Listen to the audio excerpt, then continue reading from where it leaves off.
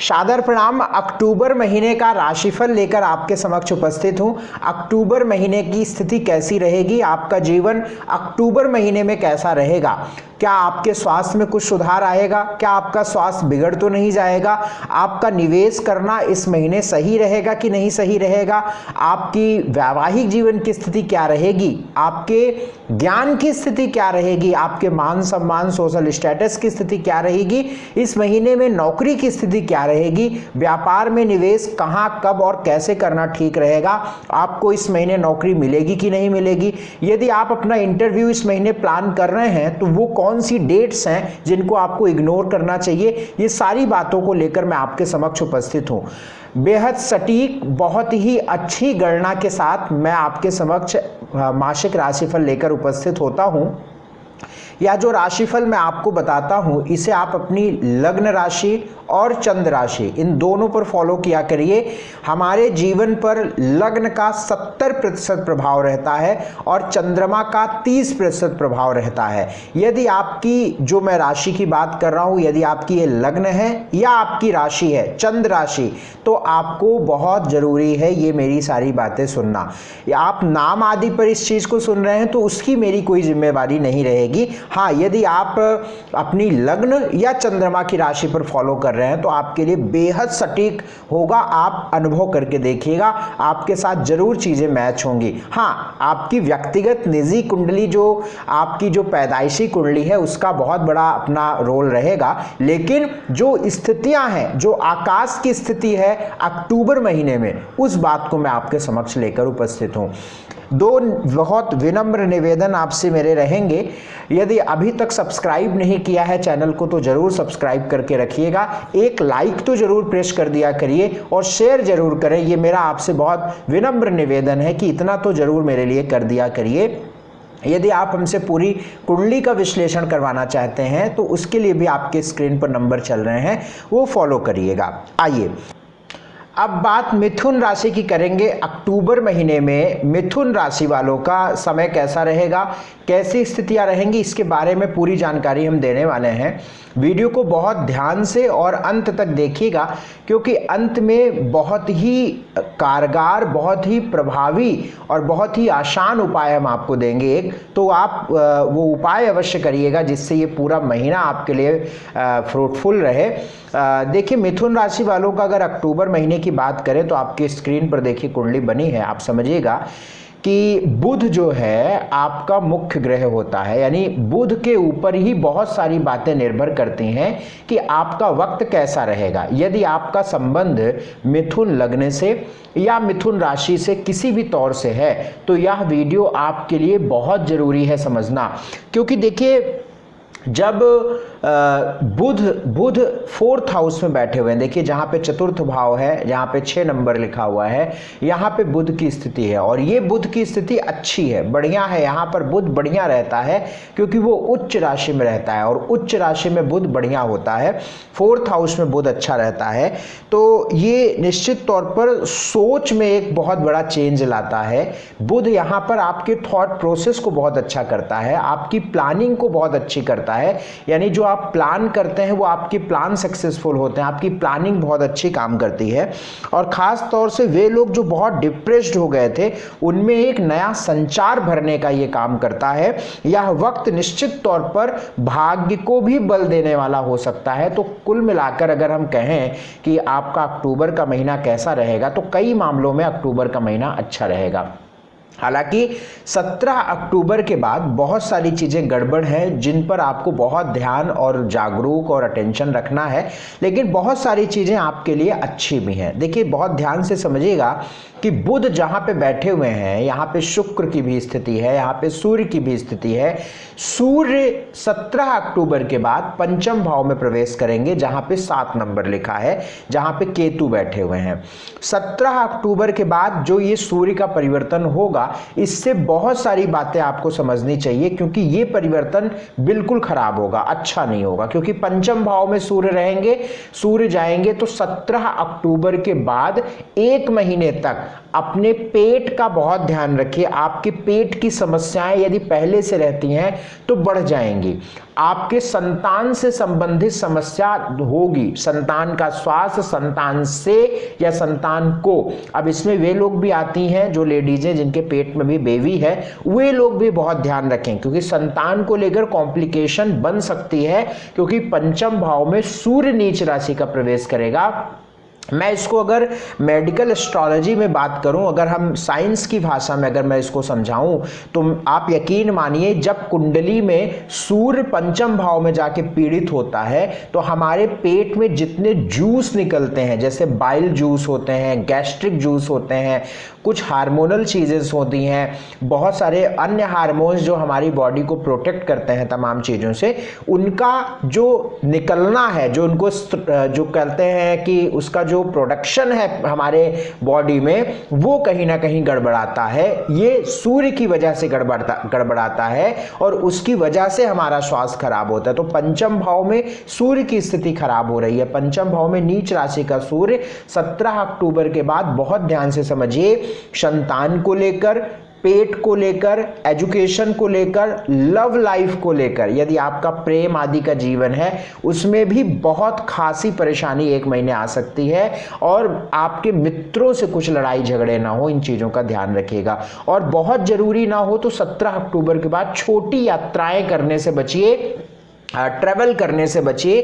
कोई आप प्लान करना चाहते हैं इस महीने अक्टूबर में तो आप 17 अक्टूबर से पहले प्लान करिए आप यात्रा का, और 17 अक्टूबर से एक महीने तक मत करिएगा जब तक सूर्य नीच राशि में रहेंगे। तो इस बात का बहुत ध्यान रखिएगा। सूर्य की बात बहुत जो खास समझनी है, जो नेगेटिव है वही बात आपको मैं बहुत खास तरीके से बता रहा हूँ। तो सूर्य को लेकर यहाँ पे नेगेटिविटी रहेगी। खर्च आपके 17 अक्टूबर तक अधिक होंगे। 17 अक्टूबर के बाद कुछ लाभ आपको फाइनेंशियली कुछ लाभ आपको मिलना शुरू होगा। 17 अक्टूबर के बाद बेमतलब के चिड़चिड़े, गुस्सा भी आपको, चिड़चिड़ होगा, मन गुस्सा भी होगा, एंग्जाइटी भी होगी, मन परेशान भी होगा। क्यों? क्योंकि 17 अक्टूबर के बाद देखिए 12वें घर में जो मंगल बैठे हुए हैं ये आपके लग्न में आ जाएंगे। तो लग्न में जब मंगल आएंगे तो ऊर्जा देंगे, और ऊर्जा देंगे तो व्यक्ति, चूंकि यहाँ पे पॉजिटिव ऊर्जा नहीं देंगे, ये नेगेटिव ऊर्जा देंगे। क्यों? क्योंकि लग्न में आ रहे हैं और ये शत्रुवत हो रहे हैं। मिथुन राशि में मंगल शत्रु राशि के हो जाते हैं, इस बात को आप समझ के चलिएगा। तो सूर्य और मंगल की स्थिति से आपको नुकसान होगा। बुध और शुक्र की स्थिति से लाभ होगा। बृहस्पति की भी स्थिति ठीक है। करियर में या काम आदि को लेकर कोई बहुत परेशान या बहुत चिंता करने की बात नहीं है। सूर्य और मंगल के जो प्रभाव है वो मैंने आपको बता दिया, उसमें आपको अटेंशन रखने की आवश्यकता अधिक होगी। अक्टूबर के महीने में 1, 2, 3, 4, 5, 22 और 23 ये तारीखें आपके लिए अशुभ हैं। इन ऑस्पिशियस डेट्स हैं ये। इन तारीखों पर आपको अपने बहुत ज़रूरी काम करने से बचना चाहिए, नहीं तो आपको नुकसान देखने को मिल सकता है, क्योंकि ये तारीखें आपके फेवर में नहीं रहेंगी। इस बात को समझ के चलिएगा।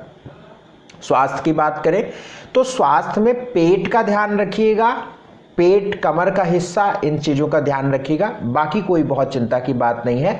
सामान्यतः आपका इम्यून सिस्टम ठीक रहने वाला है अक्टूबर का महीने में। वे लोग नए लोगों को इतनी परेशानी नहीं होगी, लेकिन जिनका पहले से खराब है, कुछ बैकग्राउंड पहले से चीज़ें डैमेज हैं, पेट की कोई प्रॉब्लम पहले से रहती है, या मैं इस तरीके से बताता हूँ, आपको यदि पता है कि आपकी कुंडली में आपका सूर्य और मंगल खराब है तो ये महीना आपके लिए बहुत मुश्किलों भरा हो सकता है। यद्यपि जब सूर्य नीच राशि में जाएंगे तो मैं इसका एक स्पेशल वीडियो दूंगा, इसलिए आप हमारे चैनल से जुड़े रहिएगा और सब्सक्राइब करके रखिएगा, जिससे इस तरीके की बहुत ज़रूरी बातें आपको पता चल जाया करें। ठीक है, तो पंचम भाव में सूर्य की स्थिति रहेगी। पंचम भाव में जो सूर्य की स्थिति जाएगी तो इसमें स्वास्थ्य का ध्यान और मंगल का लग्न में आना ये स्थिति खराब करेगी, तो स्वास्थ्य का ध्यान रखिएगा। वेल्थ की बात करूं, धन की बात करूं तो धन की स्थिति 17 अक्टूबर के बाद कुछ बेहतर होती हुई दिखेगी आपको। एजुकेशन में 17 अक्टूबर से पहले आप कोई फैसले लीजिएगा, उसके बाद मत लीजिएगा, क्योंकि 17 अक्टूबर के बाद सूर्य पंचम भाव में नीच राशि के आ जाएंगे जो आपके काम को खराब करेंगे। 17 अक्टूबर से पहले पंचम भाव में सिर्फ केतु। वैसे तो आपका एजुकेशन या पढ़ाई लिखाई का समय बहुत अच्छा नहीं चल रहा है, क्योंकि ऑलरेडी 5th हाउस में केतु है, 5th लॉर्ड अपने से 12th हाउस बैठ के शुक्र के साथ बैठा हुआ है। और यदि आप स्टूडेंट हैं तो आप इस चीज़ को फील कर रहे होंगे पिछले एक महीने से, एक सवा महीने से आपका मन पढ़ाई से उचाट हो रहा होगा। आप बड़े भी हैं, स्टूडेंट हैं, अभी किसी कॉम्पिटिटिव एग्जाम की तैयारी कर रहे हैं, तो ये आप भी फील कर रहे होंगे कि पढ़ाई से मन उचाट हो रहा होगा, मन हट रहा होगा, कंसंट्रेशन नहीं बन रही होगी, मन परेशान हो रहा होगा, या आप महसूस कर रहे होंगे। उसका रीजन स्वास्थ्य हो सकता है या कुछ भी हो सकता है, लेकिन आप ऐसा महसूस कर रहे होंगे क्योंकि 5th हाउस में ये स्थिति है।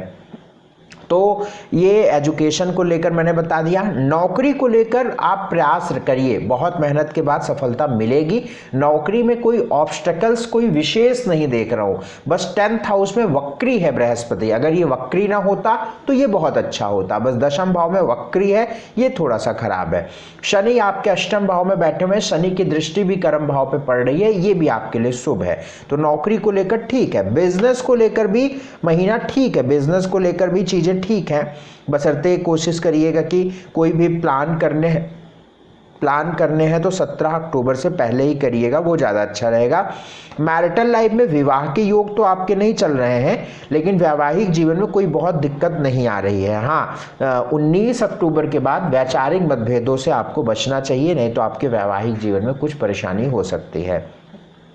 लव लाइफ आपका 17 अक्टूबर के बाद बिल्कुल बेकार रहेगा, खत्म तक हो सकता है, बहुत नेगेटिव है। अगर आपका ऐसा कोई है, क्योंकि हमारे पास बहुत कमेंट्स आते हैं, मेरा व्यक्तिगत कोई लव में इंटरेस्ट नहीं रहता है, मेरा व्यक्तिगत कोई मन नहीं होता है इन सब का बताने का।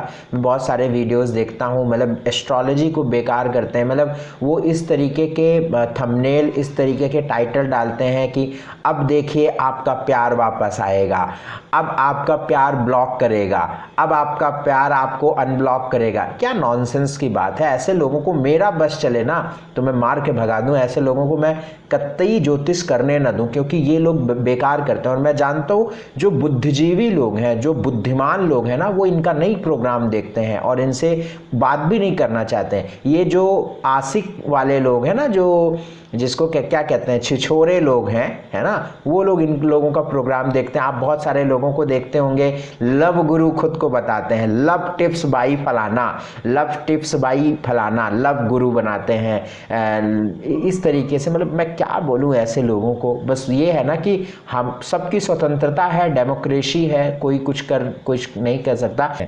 तो मैं ये जानता हूं कि आप सब बुद्धिमान व्यक्ति हैं, इसलिए आप उन पर ये चीज़ें ध्यान नहीं देंगे। बाकी लव जो प्रेम करते हैं, प्रेम करना बुरा नहीं है, प्रेम अच्छी बात है, लेकिन प्रेम है ना, आजकल कहाँ प्रेम है, सब कहाँ प्रेम है आजकल, तो उस पर क्या बात करें। लेकिन हाँ, जो सही में प्रेम है, जो सही में प्रेम के जीवन में है, लव लाइफ है जिनकी, उनके लिए ये वक्त थोड़ा सा बुरा हो सकता है। भाग्य को लेकर अगर बात करें तो भाग्य आपके साथ लगभग भाग्य की स्थिति थोड़ी कमजोर है। 67% भाग्य की स्थिति दिख रही है, 67% भाग्य आपके साथ रहेगा।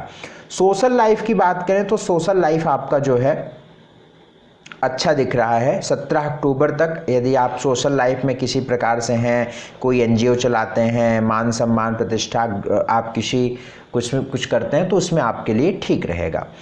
कुछ उपाय मैं आपको बता रहा हूँ, वो उपाय जरूर करिएगा, वो उपाय आपकी बहुत मदद करेंगे, आप यकीन मानिए।